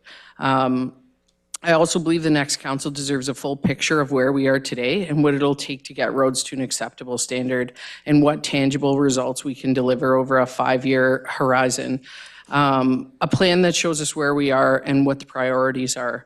But I do also want to speak directly to public communication. Yes, I do believe our city can and should do a better at communicating processes, procedures, timelines, successes, and constraints. But I also believe that the public have a responsibility here. If we want better outcomes, we need better engagement. I'm calling on residents to be part of the solution. Ask the tough questions, but please ask them respectfully. Use the proper channels, especially if we are going to modernize them. Engage with information in good faith, not just with anger or outrage. I do want to thank staff from Public Works and Engineering for answering countless questions and phone calls from me over the last 3.5 years and taking meetings to better explain these processes. It has given me a much clearer scope of the work being done and a lens into why it is being done the way it is. I believe this education is extremely important to share with the public, though I understand that can sometimes feel like we are putting ourselves out to be eaten by the sharks. It is something I firmly believe in because we are stronger together than we are when we let a loud minority dominate the narrative for our city. This motion is about giving staff and council the structure to deliver better results. I'm proud to bring it forward because I believe it'll lead to safer streets, clearer accountability, and a stronger Sault Ste. Marie. So I'd like to thank Councillor Spina for speaking so thoughtfully and extensively with me about creating this. And I hope we can count on council's support. Thank you. Thank you, Councillor Caputo. Councillor Spina? Thank you. I can do comments and questions, Mr. Mayor? Yeah. Perfect, thank you.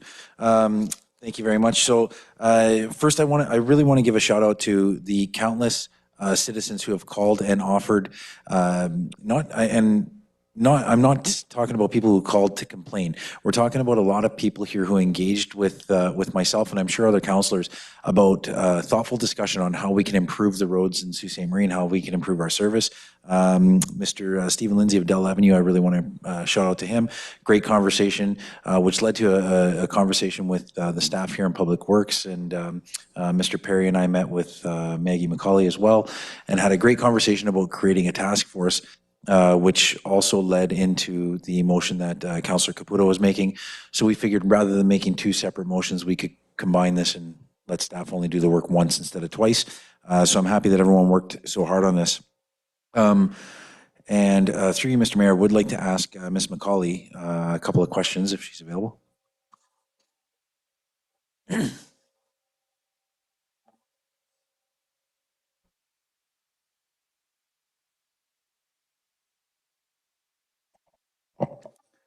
Thank you so much for being here. Now, when we spoke before, if you remember, you gave a really great explanation to me on how potholes happen and are formed within our city. Can you help me understand that again here today so that the general public can see it as well?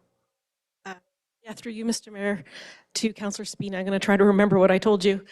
So potholes generally are formed when water gets into the road, or so previously cuts, cracks in the road. There's freeze, thaw, contraction that creates cracks. One of the big components is a lack of drainage or not functioning drainage in the road base that allows for frost heave, which will move the asphalt. And then one of the ones I think you were interested in was there are times when hydraulic oils spill on the road that actually strips the aggregate and the asphalt cement. So that can create additional asphalt or potholes. Right, perfect, thank you. So quite literally, sometimes the driving conditions of, or sorry, the driving habits of some individuals, as well as oil spills or hydraulic spills, can contribute to the deteriorating roads, correct? That is correct. Right, so you would suggest, or I would suggest, it's probably in the best interests of the city and of the roads, if that happens, that somebody does report it right away through potentially one of the mechanisms that was proposed in this motion here tonight. Yes, I don't know that spills is to be reported through a pothole reporting tool. There's other tools that exist, but Yeah, but we want to encourage people to report it so we can do the preventative maintenance that's needed. that's correct. Perfect, thank you. That's all the questions I have for you. Thank you. Thank you. So, Mr. Mayor, through you, Mr. Mayor, just comments here. I think we can all agree that the staff are doing an amazing job with the tools that we've given them. However, also the current state of our roads, in my opinion, is not fully acceptable for the citizens of Sault Ste. Marie, and they've made that clear to us multiple times, and I'm sure to my colleagues as well. And I also want to be clear that that's through no fault of staff and no fault of council. Even though previous councils will say have not approved certain budgets that have been requested, I wasn't there when those budgets were requested. I don't know what challenges they were facing those days. So they probably had to make some very tough decisions. What we do know is we know now that these projects and necessities of our city are currently underfunded, and we need to do better. We need to do much better to fund these projects and the work that our staff are doing. Essentially, we need to give them the tools to be successful, because we've done for so long, we've asked them to do so much more with so much less. Now, I also want to know that, I want everyone to know that I don't think this needs to be a fast overcorrection. I think that would be irresponsible of council to divert all the way to the 30-some million dollars that Mr. Ramil talked about. However, we have to start somewhere. We have to start somewhere, and we have to start investing somewhere in order to make these incremental changes that will improve the quality of our roads for years to come. And I'm happy today to support any kind of motion that will spark this conversation and bring us to a place where we will have better conditions for the residents of Sault Ste. Marie, or ease of ability to report deteriorating conditions so that the team can do better to deal with it faster and in a more efficient way. So just want to sum up by saying I really think they're doing a great job, especially given that we've kind of stripped away all of the tools that they need, or the investments that they need to do this job. And I think it's time that we turn that around and start making the proper investments so that they can do the job that we are asking them to do.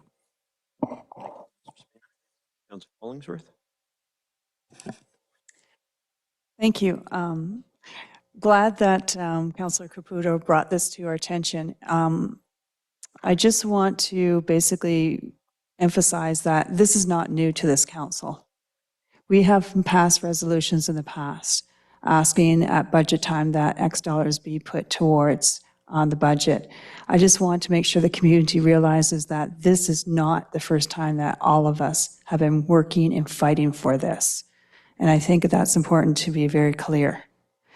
If you look at past budgets, yes, maybe we didn't put 10 million, 20 million towards it, but we did put money towards it. All of us have raised flags on this. But now we have a formula. It sounds like a formula is coming to the table, which is great. Again, at this time, I would like to ask Mr. Carl Rimley to send that report that Councillor Marchi and I asked for, or Bruni, sorry, that asked for back in September. I think if he shared that report to all of us around this table, it will help to remind us the importance of this resolution. And it may answer some questions that we still have that's outstanding. And so to the community, this is a concern of all of us equally. Thank you. Any other councillors? Seeing none, we can have a vote on the matter. All in favor? Any opposed? That carries.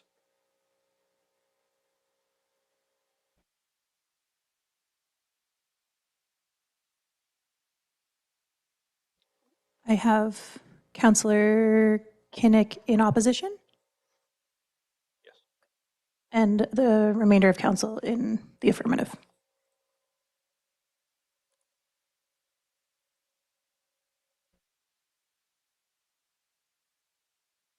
That will take us to agenda item 12, the consideration and passing of bylaws.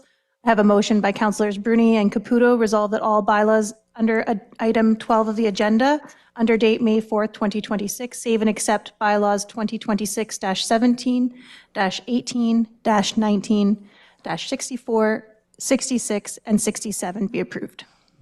All in favor?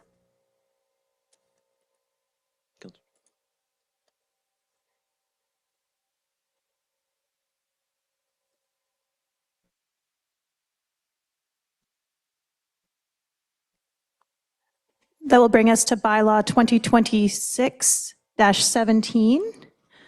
I have a motion by councilors Bruni and Caputo, resolve that bylaw 2026-17, being a bylaw to declare the city-owned property legally described as PIN 31582-0034, being property abutting 144 Second Line West as surplus to the city's needs, and to authorize the disposition of the said property to Raquetta Holdings Corporation, Ryan Raquetta, or as otherwise directed, be passed in open council this 4th day of May 2026. All in favor? It's approved.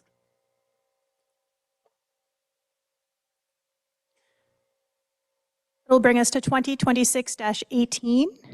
I have a motion by councilors Bruni and Caputo, resolve that bylaw 2026-18, being a bylaw to declare the city-owned property legally described as part of PIN 31505-0085 as surplus to the city's needs, and to authorize the disposition of the said property to Trudy Raquetta, or as otherwise directed, be passed in open council this 4th day of May 2026. All in favor? It's approved. I have bylaw 2026-19 with a motion by councilors Bruni and Caputo, resolve that bylaw 2026-19, being a bylaw to declare the city-owned property legally described as in PIN 31505-0074 as surplus to the city's need, and to authorize the disposition of the said property to Trudy Raquetta, or as otherwise directed, be passed in open council this 4th day of May 2026. All in favor?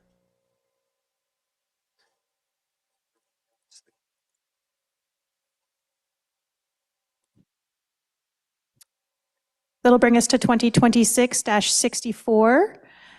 I have a motion by councilors Bruni and Caputo, resolve that bylaw 2026-64, being a bylaw to authorize the acquisition of property described as PIN 31567-0110, part of Penno Road, Hollingsworth Investments Limited, be passed in open council this 4th day of May 2026. All in favor? Carries.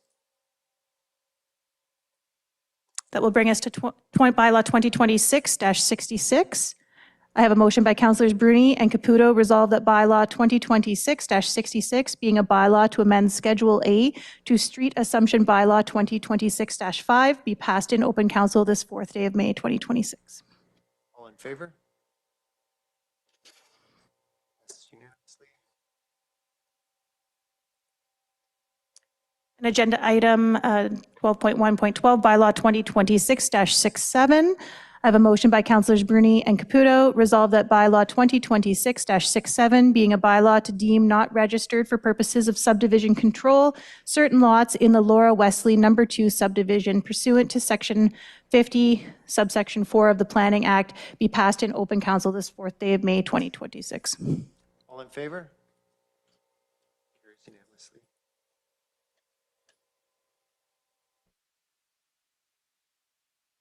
Agenda item 15, adjournment.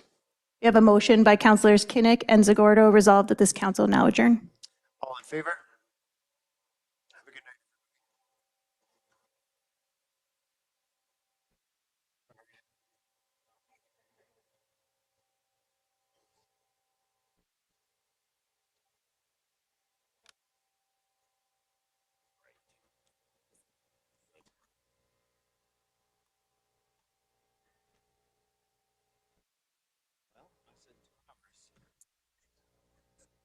I said 7, yeah.